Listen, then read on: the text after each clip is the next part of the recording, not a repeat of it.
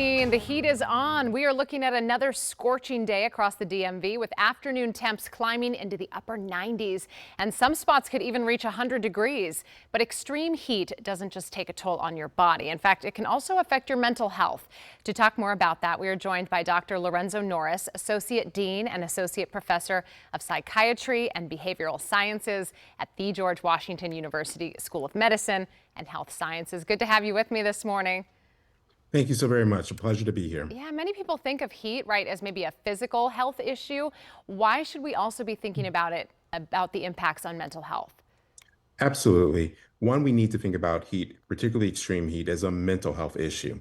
There's evidence out there that definitely shows that one, extreme heat can cause elevations in our anxiety. It can make us more angry, increasing frustration. In addition to that, extreme heat can affect our sleep, and it can also affect our ability to concentrate and think. So extreme heat really is nothing to play around with. You have to take it extremely seriously and take the appropriate Yeah, precautions. I see what you mean. It can make you really irritable. What Yeah. signs should people watch for that the heat might be affecting their mental health or the mental health of maybe even a loved one?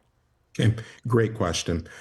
If you find yourself with the extreme heat in terms of your own mood, if you find yourself a little bit more easier to snap, if you find yourself experiencing more negative emotions than you normally would, whether that's anxiety, as an example, these are kind of things that you want to look out for. Other things are if you start to notice that you're having, if you will, some problems concentrating or maybe a decrease in your work performance that you normally would have, you want to be mindful of that. And probably one of the biggest ones that I think about is if you really start to notice that your sleep is getting disrupted. Some studies have shown that extreme heat can take away almost like 15 to 17 minutes of sleep from individuals. So all of those things are things that you really want to keep an eye on in extreme heat. All right.